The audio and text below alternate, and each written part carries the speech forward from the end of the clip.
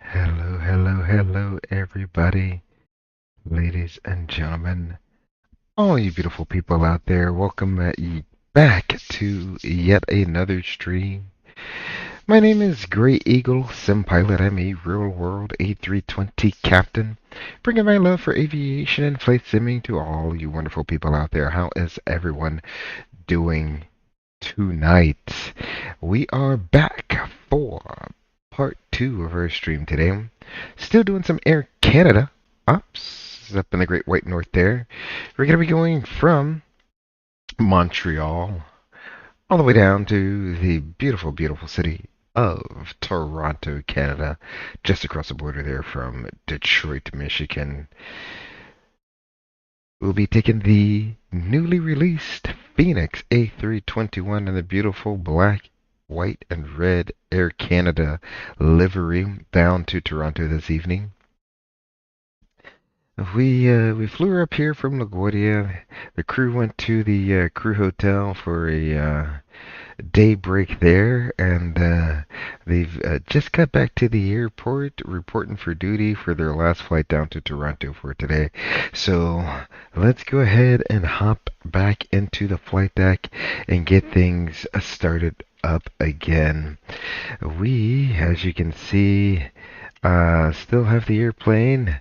It's nice and warm for us. The airplane did a quick turn while we were in our crew hotel, getting some rest in, and so the crew left the APU on for us with the packs going to give us some nice cool air flowing through the airplane. Not like we need that much cool air. It is not that hot up there in Montreal. Alrighty. 2 minutes, 42 minutes our departure time. I'm not really going to worry about that time there. Let's go ahead and begin loading our aircraft. 22 minutes. I will accept that. We shall begin our loading process there. Let's just do a crew acceptance check here. So we'll check the oil. Looks good. Hydraulics. Looks good. Actually, the oil, 12.5. I think. Can I come in here to maintenance? Uh,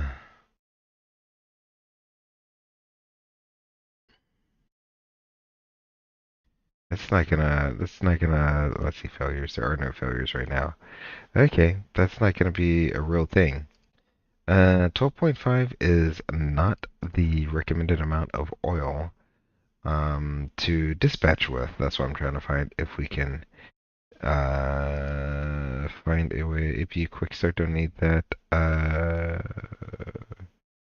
Pushback request. I do not need to push back. Oh well. Well, we won't worry about it. 12.5 is still plenty of oil for the CFM56 engines. Really, what we're worried about are the LEAP engines. We need a half quart more if we're going to have the Neo, the Pratt& and Whitneys, or the LEAPs there. So that's all good. The IRs, since this is a crew change, we're going to turn those off.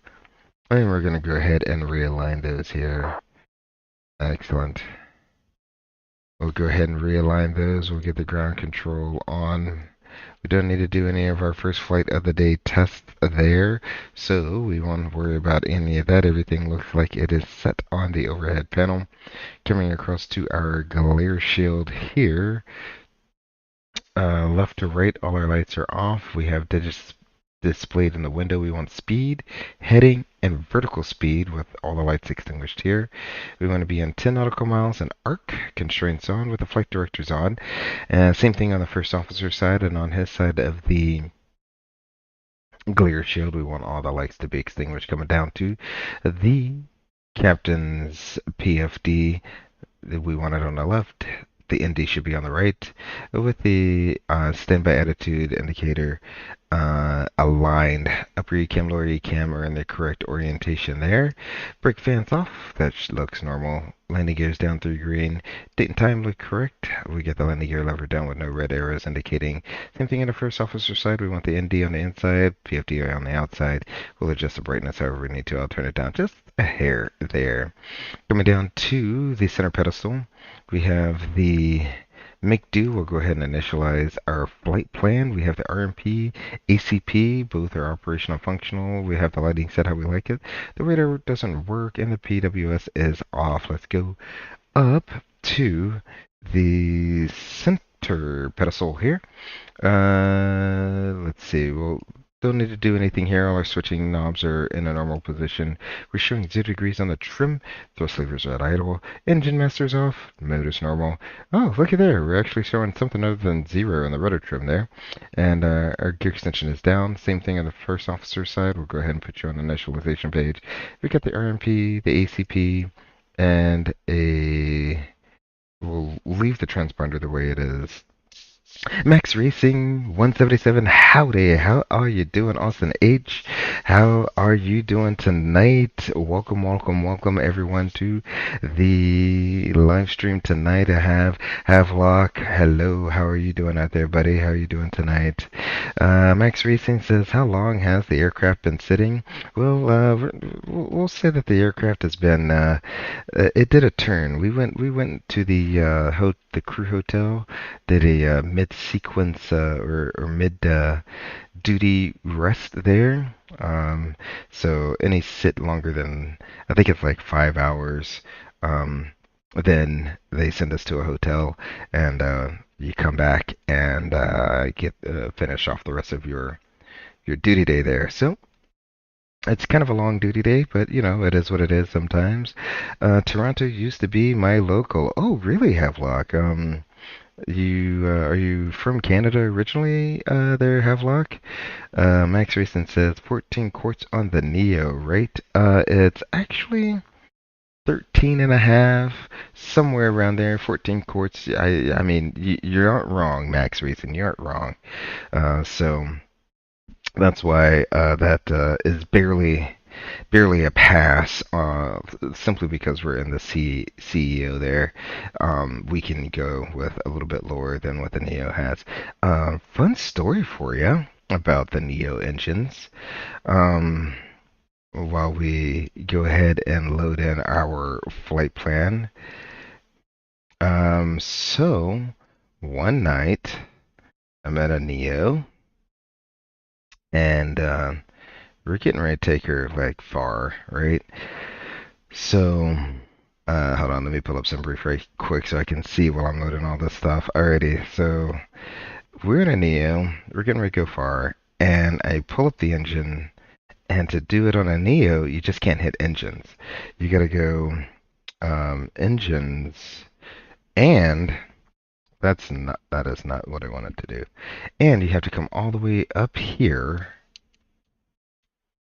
to the FADEX and turn on FADEX 1 and FADEX 2, because on the Neos, for some unknown reason, they decided to depower everything. So you see up here on the upper cam how you get 0 engine indications because the FADEX are off.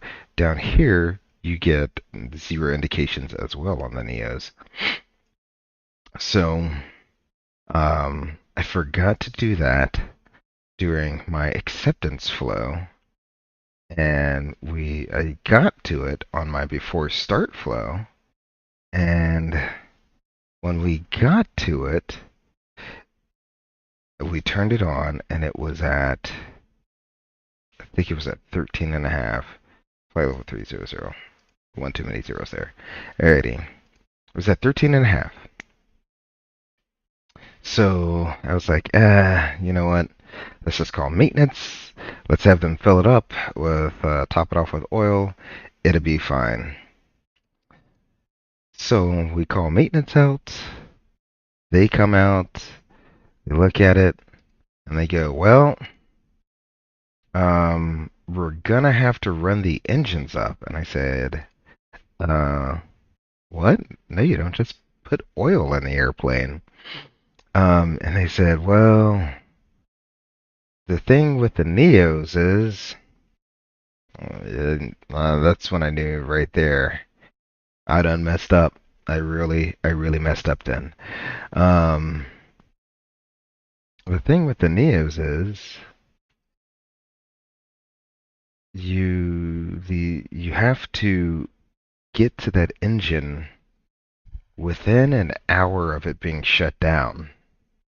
And the airplane had gotten in like 2 hours before I had called them to come out and service it.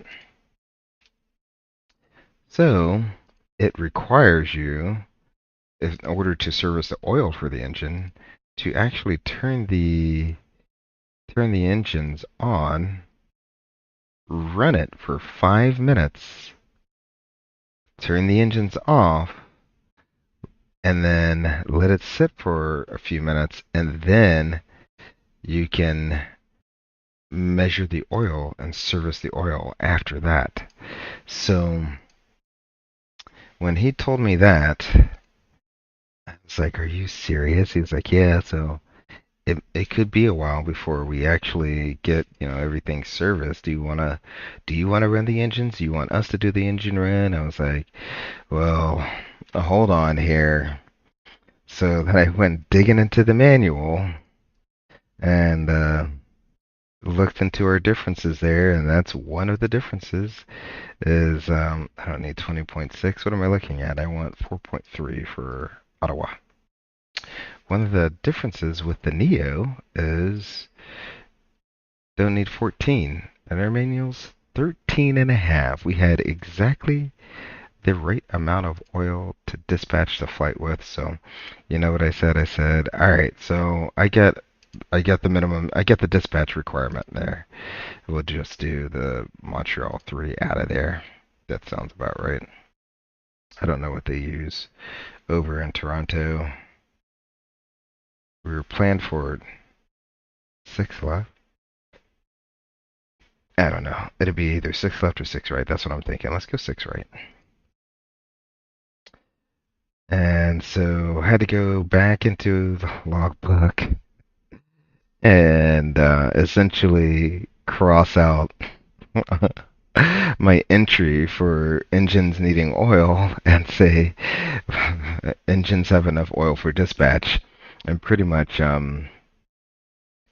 let that ride how it was. So yeah, the Neos, long story short, the Neos do have different oil requirements than the CEOs do. I will be doing the ragged. Ragged? Yeah, ragged arrival. So Neos, different requirements than the CEOs. Um, and the CEOs can go a little bit lower than the Neos can. Um, Something similar um, with the warm up and cool down with the engines for the Neos and CEOs. So that's the biggest thing is you really, really, when you're flying a Neo, you want to really get the warm up and warm down and cool down time in there, because if not, you start introducing a lot of weird shear faults, shaft faults will start happening when you try to start the engine and stuff like that. So you really want to pay attention to your warm up and cool downs when you're talking about the Neo. It is a very, very, very sensitive engine. We'll call that 0.3. How about that? I'm just guesstimating at this point. Um, so yeah, that's kind of like one of those long story short type of deal. Story time with Gray Eagle there. We'll go ahead and get the secondary flight plan copied over. Excellent. I do not know how I was able to get all that done. There we go. 14 cores. Let's see. 11.6 plus zero point 0.3 for every hour the aircraft's been sitting. Yeah. Oh, wow. Do you have like a technical log right in front of you? That is quite impressive. That is quite impressive, sir. So, yeah, that sounds about right because when you'll see it, you'll see it on the walk around too. You usually gotta wait until 5 minutes after the engines are shut down. But if you do a walk around, and this is very unique to just the CFMs, so just the CFMs have this issue. They like leak oil. That's what this little mat. Oops, there you go. that little mast right there on the bottom of the engine, that's where your oil is going to leak out of. And it, when you do your walk around, you'll actually see like a little puddle starting to form right underneath the engine there. And you definitely know when an Airbus has been at the gate because you'll see just puddles of oil just underneath the engine um, as uh, as you do your walk around. It just kind of collects over time. Um, so yeah, that's one of those things. If you come out to the airplane and it's dripping oil, the first thing maintenance is going to say when you call them is, "Can you run the engine?" And they're going to say, Uh, because what they want you to do is they want you to run the engine for 5 minutes, shut it down, and then go see if it's leaking oil after that. Because they're notorious for that. The IEs don't have that issue. The LEAPs, not nearly as bad. They don't have that issue either. For some reason, it's just the CFMs that have they just spit oil overboard like it's going out of style. I don't know why. That's just how it is. Um, so that's one big thing to note when you do your walk around. And I've definitely seen it happen a few times where you're doing the walk around and you see the oil dripping out from underneath the airplane there. Let's see. I believe it's company specific. Yeah, it might be engine specific versus company specific.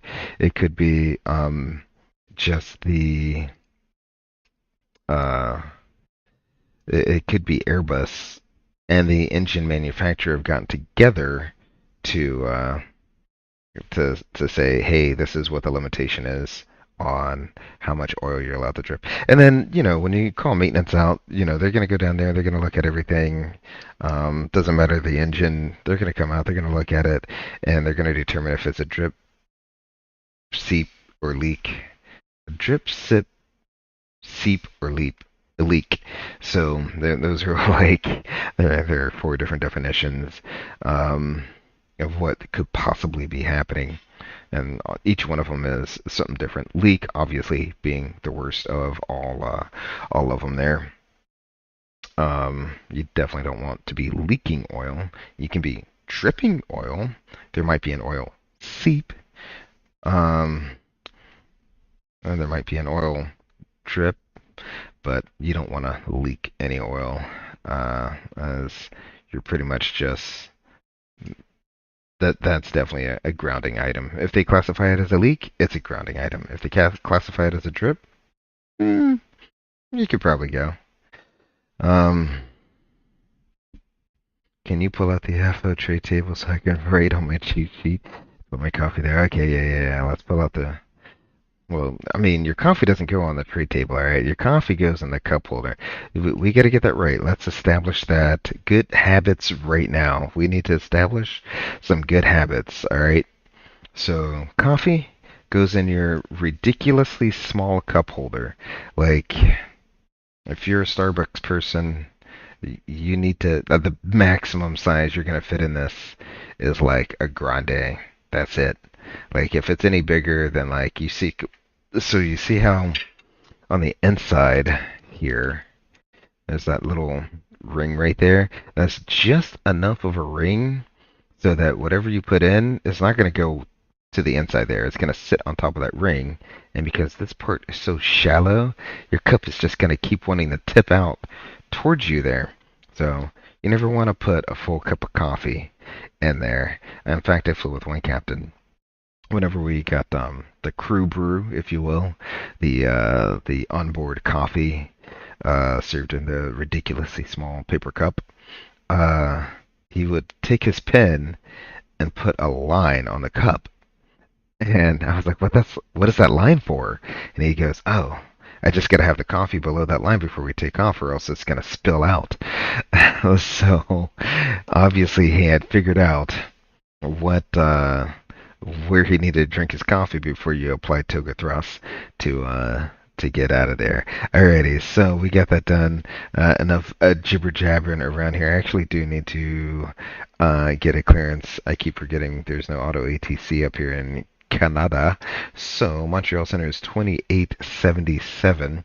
We'll go ahead and tune that up. 128.77. And let's go ahead and get a clearance from there. 2597, welcome to Montreal. Give way to the Airbus. Oh, he has a very French accent. And which gate for you tonight? We'll take, sorry about that. We'll take, actually, we don't have a gate. So we don't have a gate. Like us to go. I mean... 2597. 2597 sounds good to me. So you can follow the Airbus 321 once it clears in front of you via Bravo, sorry about that, Bravo, Echo, and pick a gate. All right, we'll follow the Airbus A320, Bravo, Echo, and then we'll choose our gate, Delta 2597, and thanks for the help tonight. No worries, my pleasure, bye-bye. What's the ATIS? Echo. 4,000? 4,000 for Air Canada 288. Hello, Center, Air Canada 3318 on the ground in Montreal, looking for a clearance to Toronto. Information Echo. Canada 3388, you're clear to Toronto Pearson via the Montreal 3 departure. Flight plan route. Depart runway 06 right and squawk 0365. Alright, that's the Montreal 3 flight plan route. Plan on departing runway 06 right and squawk 0365 for Air Canada 3318. Canada 3318, read back correct. Call you back ready for push and start. Thank you. Alrighty, so let's go ahead and put in 0365, 0365. We'll put that in there. We'll turn that on so that he can see us. We can go ahead and disconnect that. Are we still refueling? No, we are not refueling. I'll go ahead and get these going this way. There we go. The seatbelt sign can come on. And what does the Montreal 3 say? The top altitude is 5,000 feet is the top altitude, so we'll go ahead and put that in there. Excellent. Fuel on board. Balance hydraulics are checked. Pressurization looks good, and the engines, like we said, looks good. We got that going there. We'll turn on the terrain on ND. We'll land on 06 right, he says. Okay, so 06 right is 7,000. Interesting that he says 06 right because they're departing 06 left. 7,417 feet. Okay, so 06 right is shortened a lot. So, let's go ahead and let's switch our runway 06 right. And I like that length. Alright. All things considered, that looks good. No preference. We'll take any gate. Thank you. We'll recalculate that based on that. So, okay, Bravo, Echo, North Ramp, and my gate of choice. Excellent. Thank you so much for the radio services. So, this is going to be, that's going to change our performance to 131, 140, 143. It's going to be flaps 2 now. And we are going to delete that and go Ooga out of here. Oh, I did all of that for nothing. Okay, so, but the good thing is, since I did do it like that, I can just say confirm. So we'll do the Montreal 3. There we go. We will insert. There's our manual. Check takeoff data. We will confirm our data. Excellent. Great. So, let's go ahead and do a quick briefing. We're here at gate 49, just where we left our airplane at. We'll push back, and I'm guessing go just straight out to 6 right here. Seems super easy. Plan on a flaps 2 flex. Standard reject considerations. If we do lose an engine, we'll proceed straight ahead, just like the SID shows, to about 4,000 feet. And then we will make a right pattern back around 6 left is the longest runway. So let's plan on just using that if we need to come back around. Otherwise, we'll get radar vectors on out to our first fix, which is Bopke. Bopke is our first fix. And then we'll proceed on down the airway to Torney. And that's going to be the arrival into Toronto. Let's see. Roger, et descendez 4000 pieds. Let's go ahead and get rid of you. I can place you back on the other side there. Showing in the box 320 miles, 337 on our flight plan route. That sounds good. So, if you are ready, oh, one last thing, let's check our oxygen. There we go, the oxygen is checked. We're almost done boarding. Before start checklist, recorder ground control is on. AML and flight forms on board reviewed aircraft 459. Fuel quantity 22. Ooh, you can hear the bell for the jet bridge. You hear that, chat? Oh, I got the volume on the sim turned down. There we go. There it is. Oh, that sounded cool. Alrighty. So our fuel quantity, 22.2 required, 22.2 is on board. Takeoff performance, we have 131, 140, 143, TOGA. Oxygen checked, seatbelt sign on, ECAM checked, park brake on and checked, MCDU set, altimeters, we got 3000, and departure briefing is reviewed. The before start checklist is complete. Excellent. We are all boarded up and ready to go. We'll go ahead and get the beacon on, arm all of our slides, and we can go ahead and just call the pushback crew at this time. Manual pushback. Here comes our tug. We got 246 doors armed, seated and stowed. We'll see you in Toronto. While I'm here, we can go ahead and turn the cabin lights off. Excellent.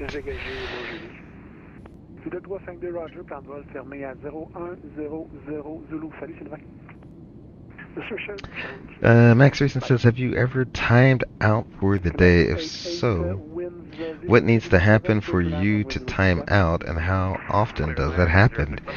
So, it really does. Yes, I have timed out for the day on several occasions at, varying airlines and stuff like that. So I've timed out more than once. And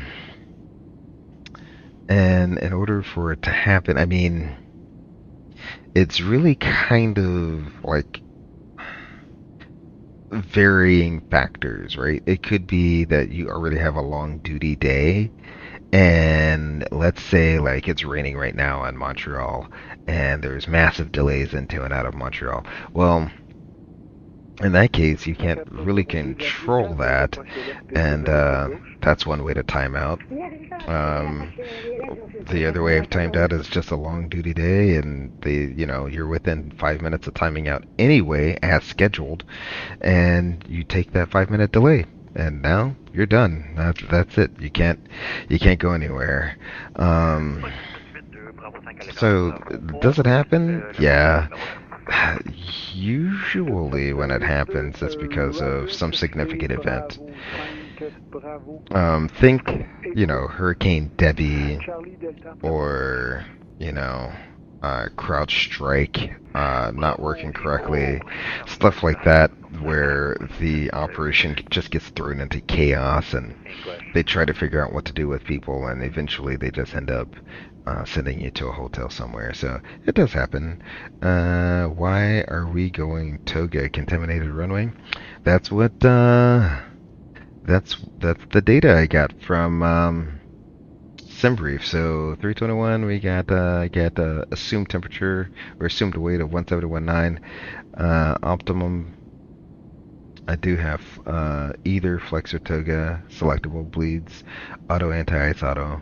I never do a headwind unless you really need the headwind to get out. So, and then it's wet condition. And Zulu 16, the Roger, combination of 06, let's the find out length of the the runway, so what it is the length of the Start runway. We at get 7,209 feet. Delta, So it could be the length of the runway and our weight and the fact that it's wet all come together to make a toga takeoff. So that could be the reason why we're doing a toga takeoff there, Max Racing. Good question, good question. So it could be that it's wet, short runway, pretty high weight. We'll just go ahead and do the toga takeoff. I'm never going to say no to that. Hello, Center, Air Canada 3318 on the ground in Montreal, stand 49, ready for push and start. Canada 3318, Montreal Center, Roger, push and start, nose facing east, and call me back ready to taxi. Alrighty, we'll push, nose facing east, and we'll call you back ready to taxi for Air Canada 3318. You ready? Roger, break Air Canada 220, via 40, Two, zero. Alright, so that's pretty cool. Alrighty, we'll go ahead and begin our pushback here. Got that going. Nose facing east, so we'll go ahead and start going backwards. East will be a nose left pushback there, so we'll go ahead and get that going.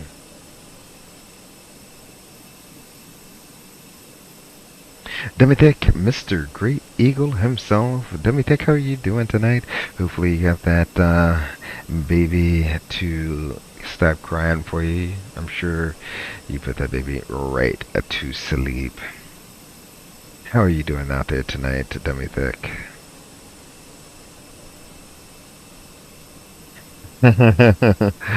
Oh my gosh. Alright, Demitek. Let's go ahead and turn his nose to the east. We'll go ahead and do something like that. That seems about right.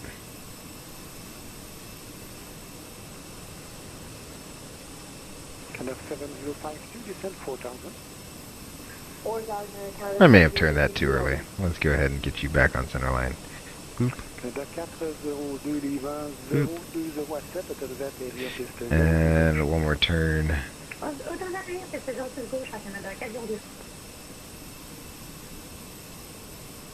And we'll probably just stop just past this driveway here.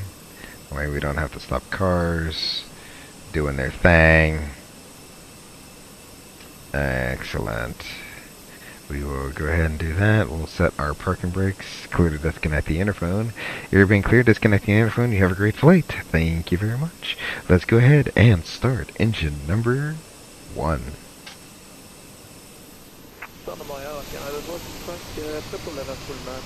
She finally stopped eventually.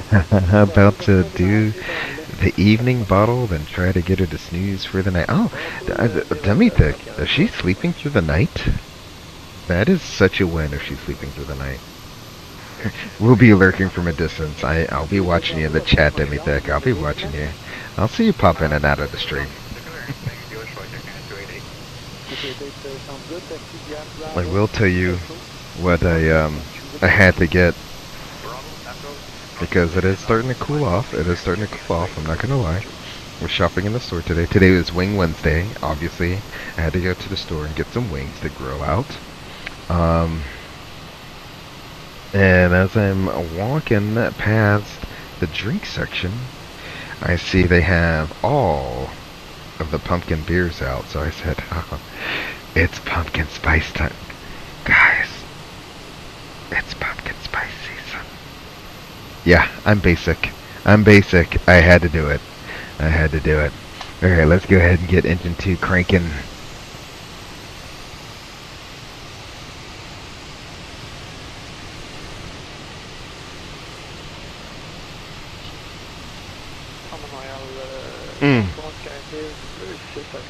It tastes like fall in my mouth. That's what that is. I love a pumpkin spiced everything. In fact, you know what? I'm just gonna go buy a pumpkin, put it outside the door right now. I'm calling it. Summer's over. Summer's dead to me. I'm ready to hang out by my fire pit. drink some pumpkin spiced adult beverages. Max Racing says definitely not the season yet. The Max Racing, you know what? You know what? It's the season if I want it to be the season. Alright, just because you're down there in Houston, you know, roasting in, 100-degree temperatures with like 1,000% humidity. We got 2 good engine starts there. Let's go flaps. What did I say? 2? We'll do flaps 2.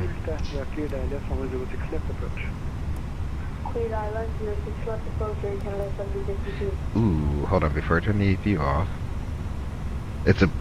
It's a bleeds on takeoff. Cool. Alrighty, I was getting ready to say before I turn the APU off.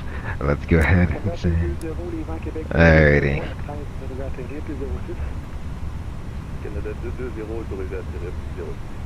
Okay, there we go. I was a little worried about it.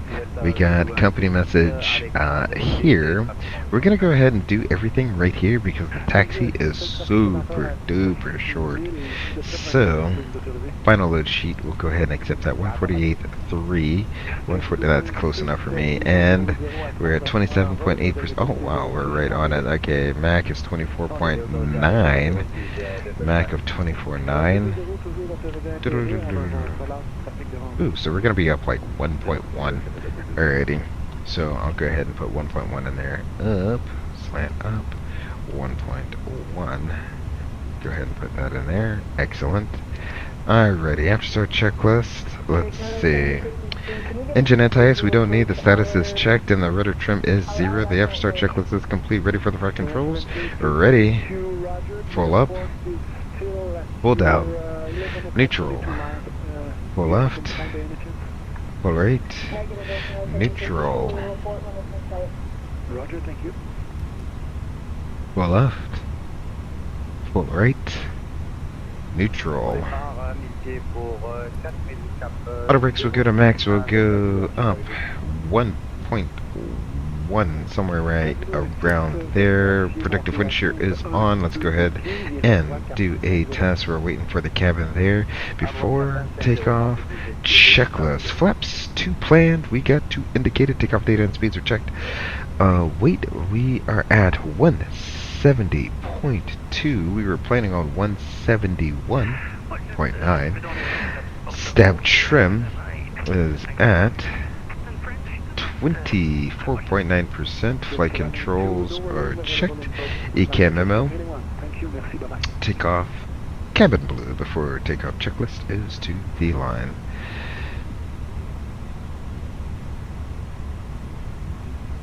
Alrighty. I was getting ready to key the mic and say bonjour, but I don't want him to think I speak French. I do not speak French. That is not going to end well for me. And that's one of those things that whenever you fly to a different country, they do not want you to check in hola, buenos dias, bonjour, anything like that. Don't check in their native language because they're going to think you speak that language and start talking to you in it. You don't want that, especially if you don't speak it. You can say goodbye, that's fine, but don't check in like that because you don't want the controller to start talking to you in their language. C'est possible de circuler Bravo, Echo et Rampe la porte 4 945. On circule Bravo, Echo, Rampe, c'est pas Canada 402.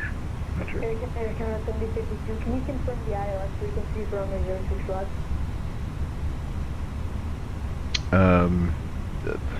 Really, guy? Canada 7052, can you confirm the ILS frequency for 06 log? Air Canada 7052, stand by. I don't have it by heart. I'll get that for you. Roger. 109.30 Air Canada 2884 ILS. Meow. Thank you. Seriously, we had a cat call it. Oh, just had it down here, so I might as well. Appreciate it. No center. Air Canada 3318 off of stand 49er, ready to taxi. Air Canada 3318 Montreal to Roger. Runway 06 right, taxi via south ramp. Hold short runway 06 right, and the altimeter is 3000. We'll taxi via the south ramp, hold short of 06 right, 3000 on the altimeter for Air Canada 3318. Alrighty, so what we'll do, here's south ramp. So we're just gonna taxi straight ahead and we'll hold short of the runway. That's all we're gonna do. Super easy.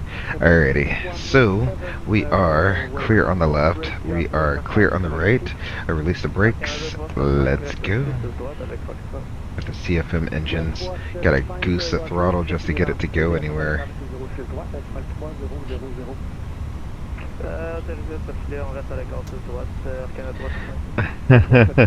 Let me think, says pumpkin season is upon us. Yes sir, when the store puts the pumpkin out, that's how you know it's about time.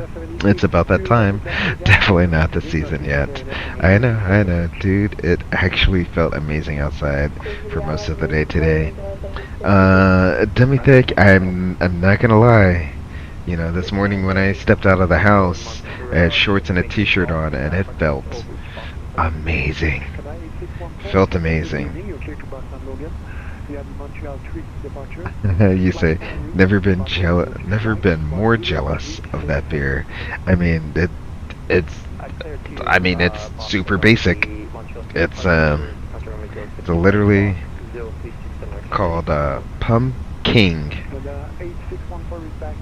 It's an Imperial Pumpkin Ale by Southern Tier Brewing. Rule on Pumpkin. Play on words there, okay? The play of words there. It's real.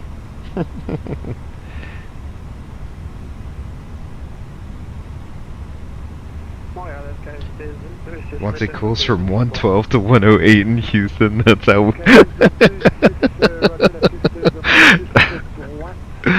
Oh man, that's no joke, man. The Houston humidity, like, it's one thing to be hot, but it's the Houston humidity that gets you, right? Like, you can go to Vegas and it could be like 112 outside, but like, it's a dry heat. That's what everyone says. It's a dry heat, though. No, it's 120 degrees out, and I feel like I'm cooking in an oven. That's what it feels like. You know. Weights, winds checked. So yeah, max freezing. That is actually a thing. So you are spot on. Weights, winds, and temp. So remember how we were flexing? Like we took off at a Phoenix, right? And we had a flex that was really close to the actual temperature. You really want to make sure your flex temp is at or above the actual temperature outside, because if your flex temperature is at or below, guess what? You don't got good takeoff numbers. You gotta go get new ones. And guess what? You may not be able to get new ones because you can't take the weight that you currently have on the airplane out. So that's one of those things where when it's very hot outside, that's when you start really watching those flex temperatures and the outside air temperature. You want those temperatures to be as far apart as possible. That's just peace of mind right there. When they start getting really close together, then you're gonna start looking real close at those numbers. All right, we're gonna pull up behind our company Air Canada here, and we will run the before takeoff checklist below the line. Go ahead and pull that up. I got the company Air Canada.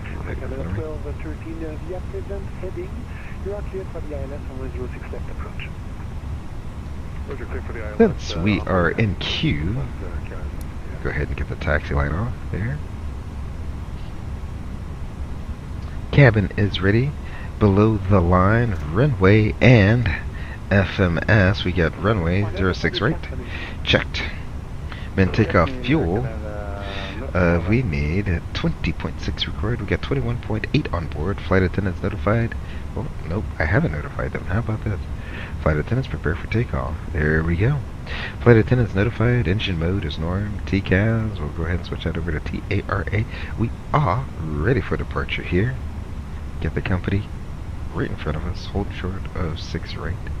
Are they in a 321 as well? I think they might be in a 321 as well.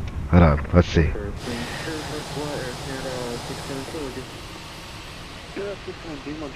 Oh, they're in a 320. Oh, lame. 320 lame. Come on, man. Get yourself a 321, buddy. That's cute. That's very cute.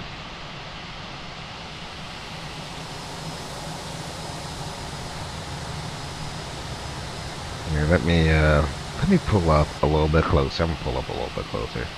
We're gonna be waiting on him for a minute. Pull up a little bit closer.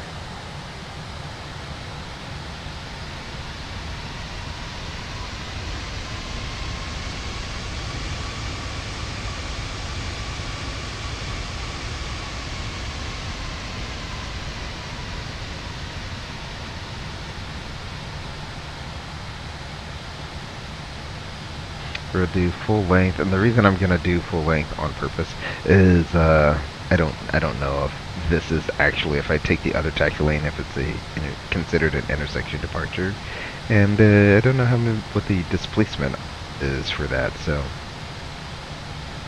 alrighty, I don't want to eat his jet exhaust there, but I'll put the nose wheel on the center line. Alrighty, there we go. Now we can get a slightly better. Look at that. Like, come on. Get yourself a 320, buddy. That's super easy. You just log online and get yourself a 320. Then you can be cool.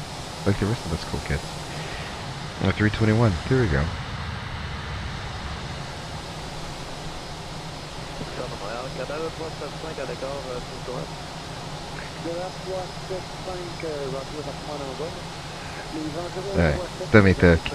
That's a good point. When the temperature comes down, the temperature is down. The temperature is down. Okay, that guy is definitely a French speaker because I did not understand anything he said, but he's taking the runway. So that is what it is there. We'll go ahead and move on up in the queue.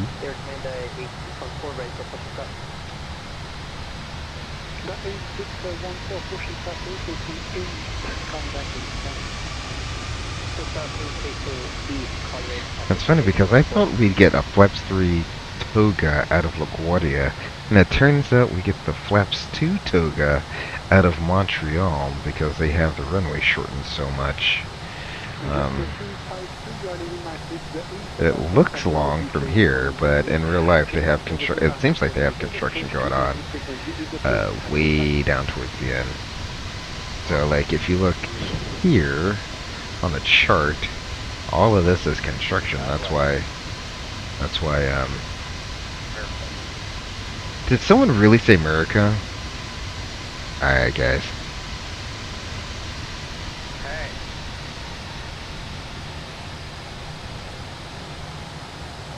April 13 heavy winds 010 at the 7, clear to land on radio 6 left. Clear to land 6 left, focus Alrighty, we won't, I don't know who that person is saying America and stuff like that, but it is what it is. We will wait our turn for takeoff there.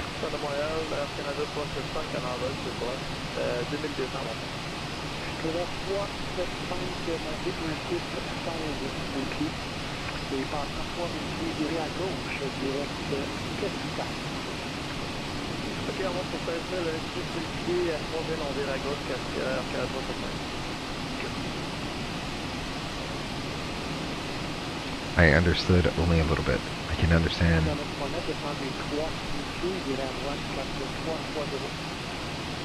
I can understand a few of the numbers, not everything, but it is what it is.